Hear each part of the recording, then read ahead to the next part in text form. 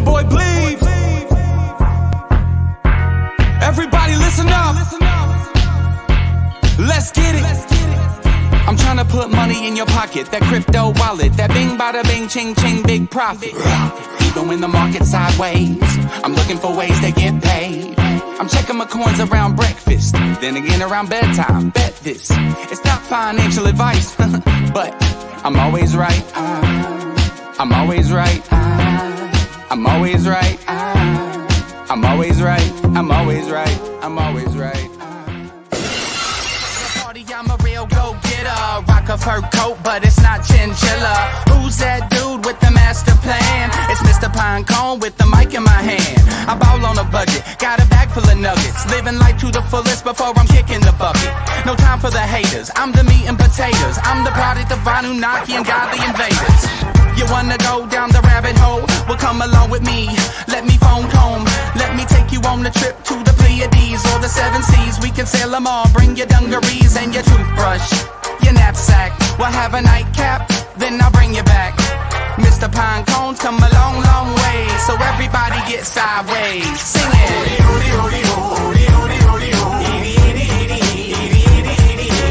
I can't wait till Friday. Everybody's getting sideways.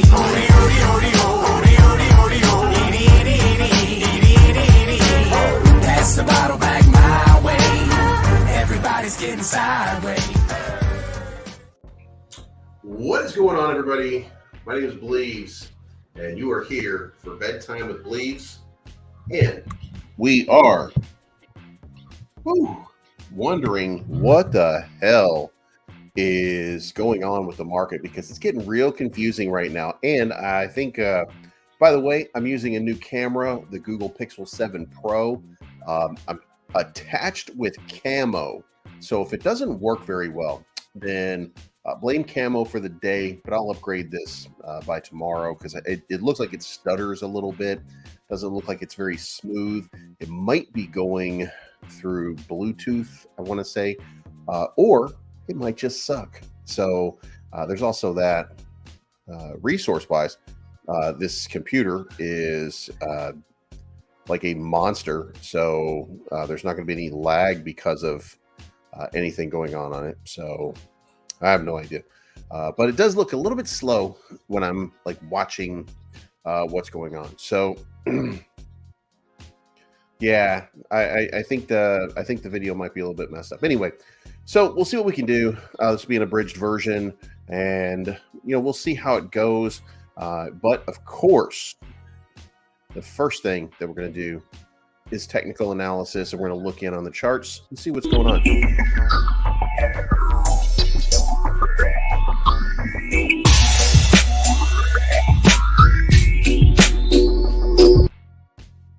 All right, so as you can see here from the chart right now, you can see that we're still just kind of resting right on this sort of, I keep calling it a go line because it's a support line that was created a little while back as just kind of a line where we seem to be testing support. We tested it, found support at this level, and then bounced up off of it, making the market cap 977 billion overall. Bitcoin is up a little bit on the day, minting a green candle right now.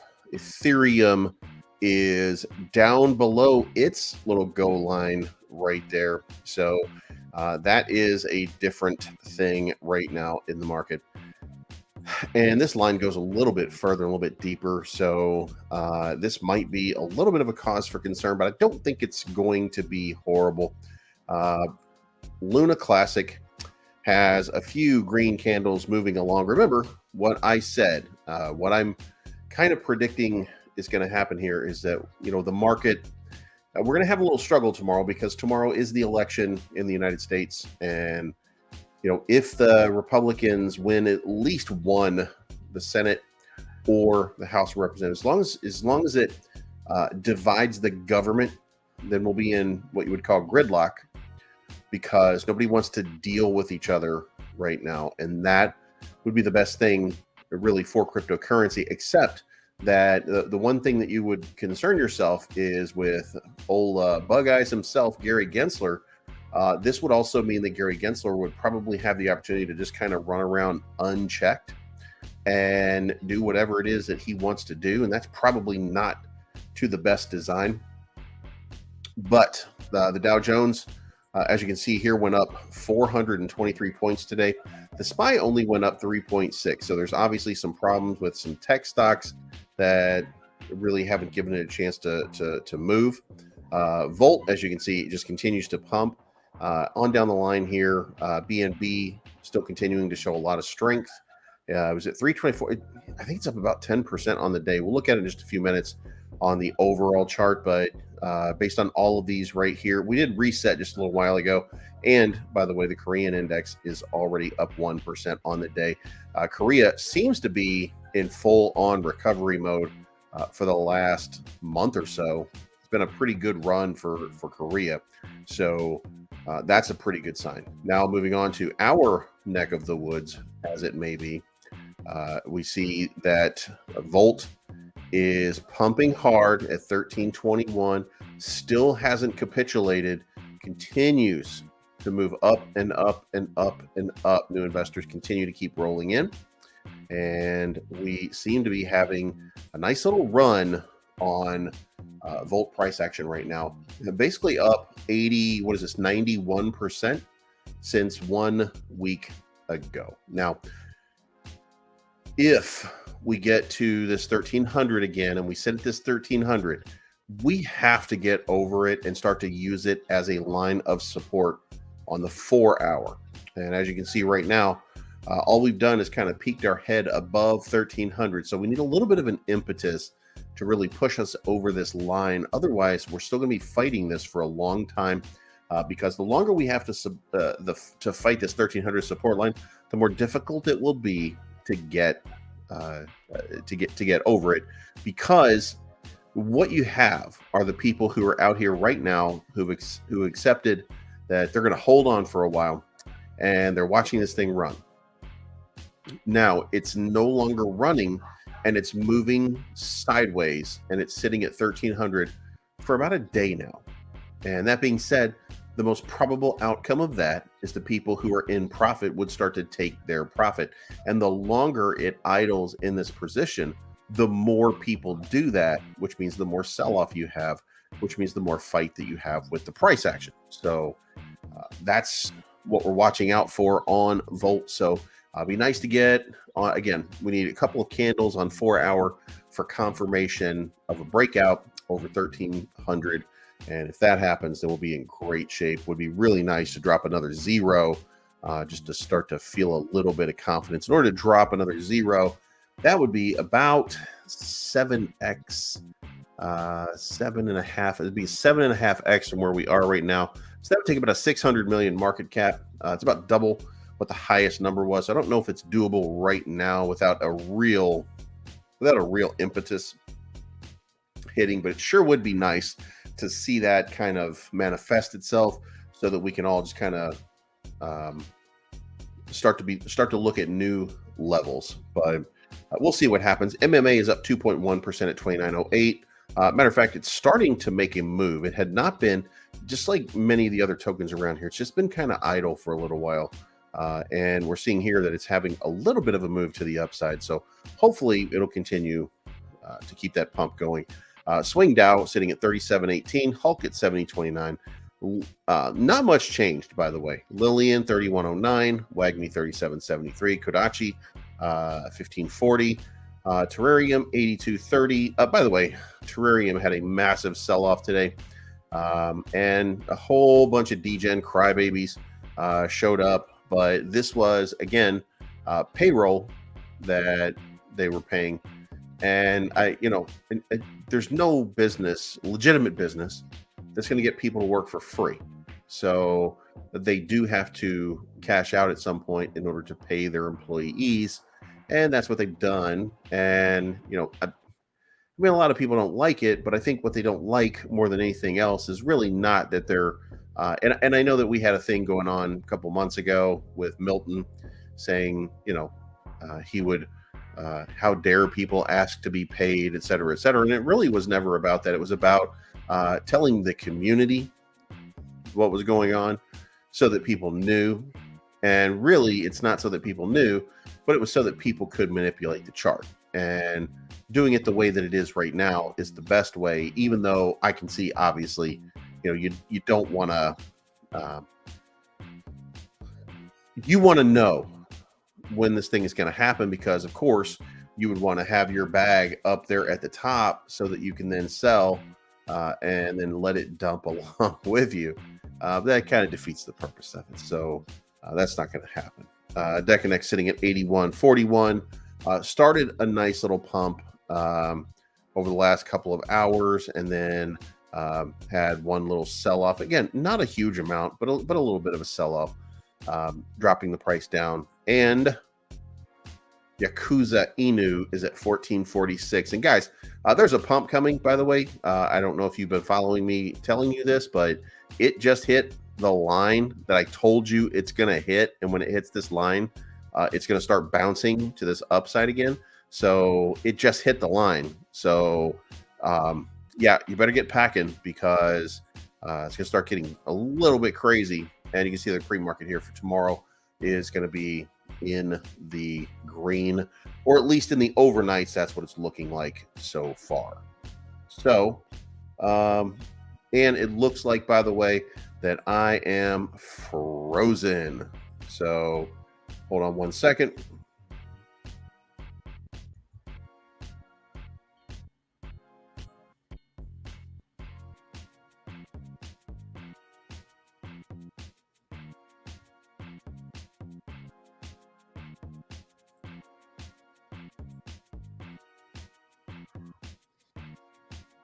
There we go. We'll just make do with this for right now, and this will be what we're doing. By the way, Vaulted Believer shirt on tonight. So give me 1 second here to get the camera working. And then there we go. All right. So now we got a camera working. So let's get back over here to, we're going to start talking about the news right now. So make way for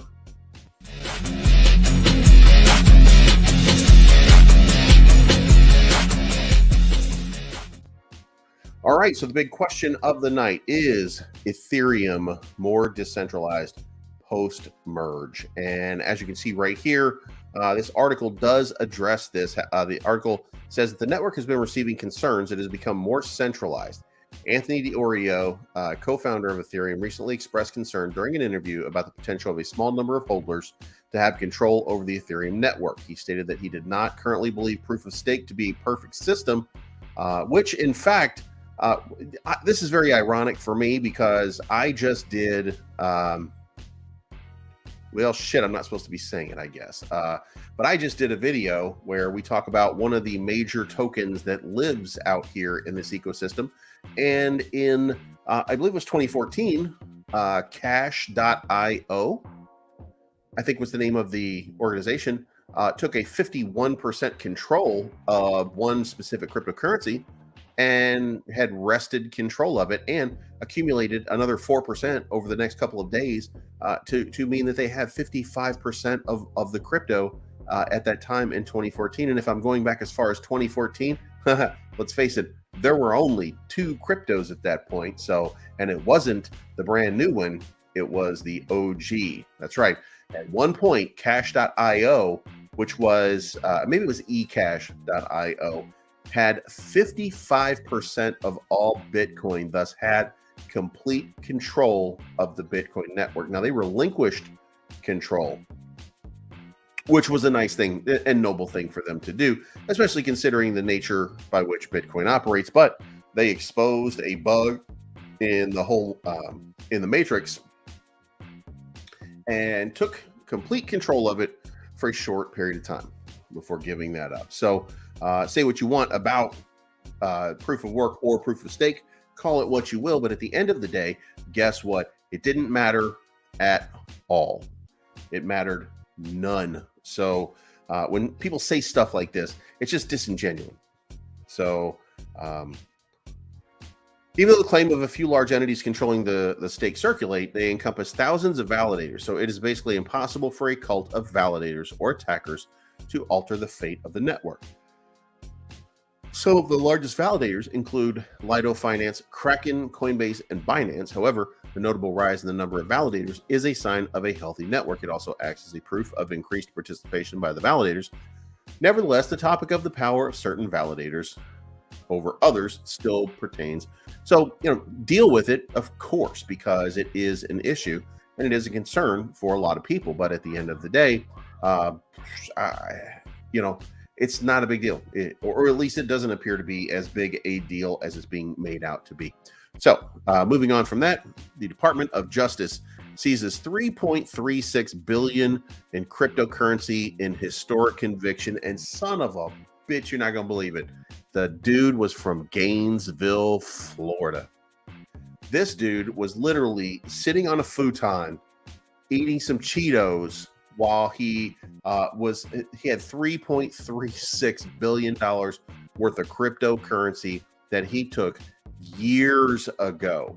This is crazy. When you come down here, you're going to find out that this was from Silk Road. Silk Road was shut down about 8 years ago.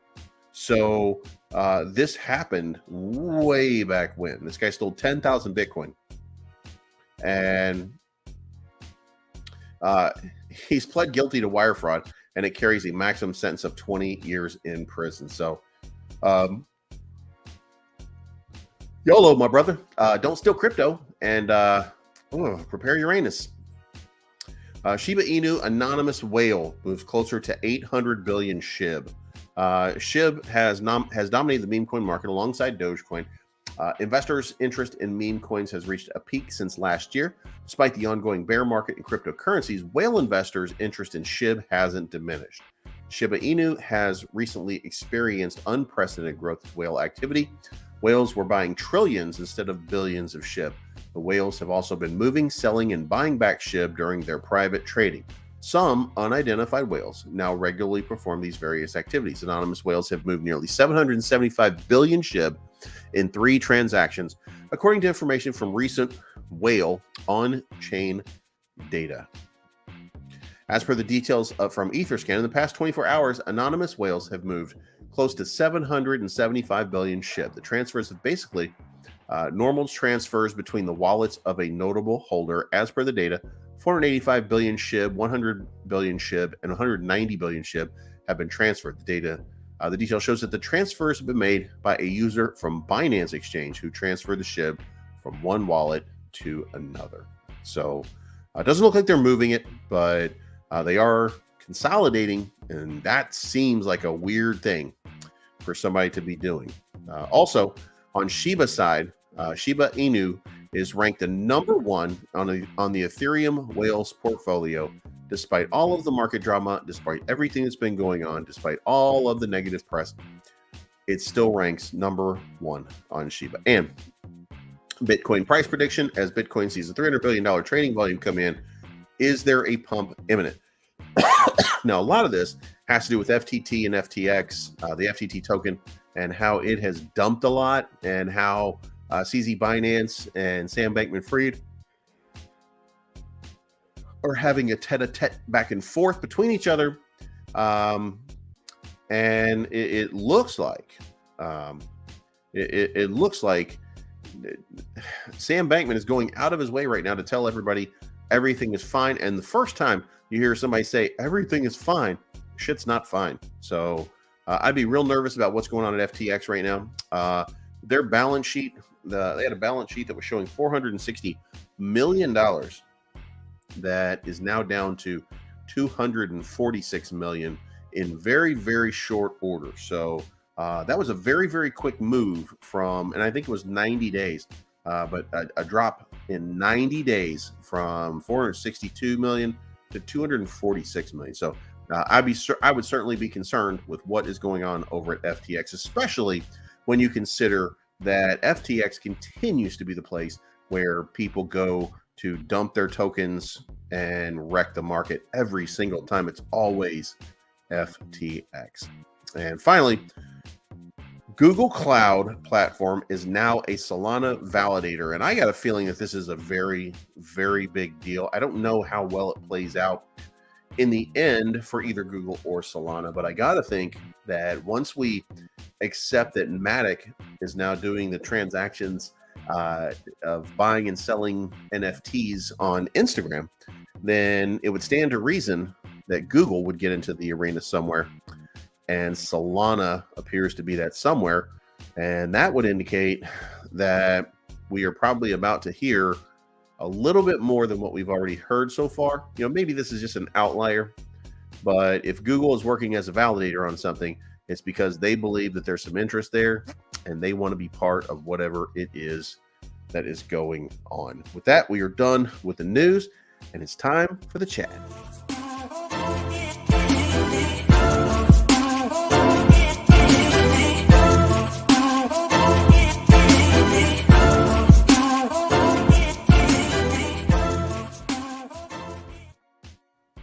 All right, guys, what is going on?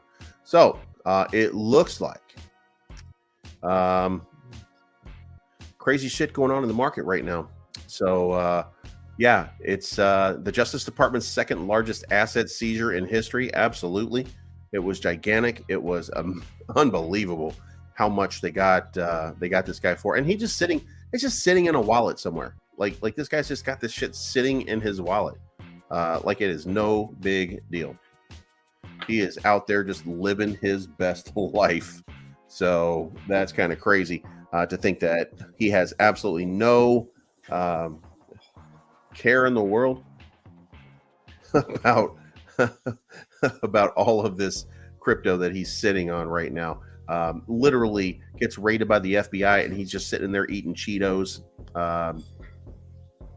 watching Family Guy, whatever it was that he was doing. That seems a little bit crazy though, right? So what tier 1 listing do you think Volt is getting? Huobi. I think there's going to be Huobi Global. So that's the one that I'm going to be guessing because I think that one's the one that would make the most sense at this point. I don't have anything that backs that up, by the way. I just think that that's the one. I just think that that's the one that most probably is. I think it's the one that's most likely. So anyway, yeah. So the IBC proposal, I think that it's. I'm not sure. Like, I don't think that we've heard anything negative coming out of the Terra Rebels so far. So I think they're good with the plan. They believe in it and they want to get it implemented. So I wouldn't have any problem with it. I mean, it brings back a little bit. If it doesn't bring back functionality, it brings back the ability to make transfers and to move money around a little bit easier than it is right now, because it's very difficult. If I wanted to today stable my money and sell all of my Luna Classic in order to hold on to it, make a play later, I can't right now because there's no way. So that IBC would pave the way for me to have that ability at a later point. So I would be all aboard with making that happen. So more power to these guys. As long as this continues to develop and as long as the ecosystem starts to improve, then that's what matters. As long as this thing is better, then it's going to end up. It's going to end up being a cool thing. Yeah. So anyway, I think that's it. That's about 30 minutes. So we're going to cut this short today. So it's not financial advice. My name is Bleaves. I am always right. We will see you guys again tomorrow for Breakfast with Bleaves, and we will see how this market goes overnight. Get prepared for a dip. I really feel like we're going to get a dip. I think it's going to be a flash, but after that flash, I think we are off to the races, but I think we need to see how this thing plays out first. So we will talk to you guys again in the morning.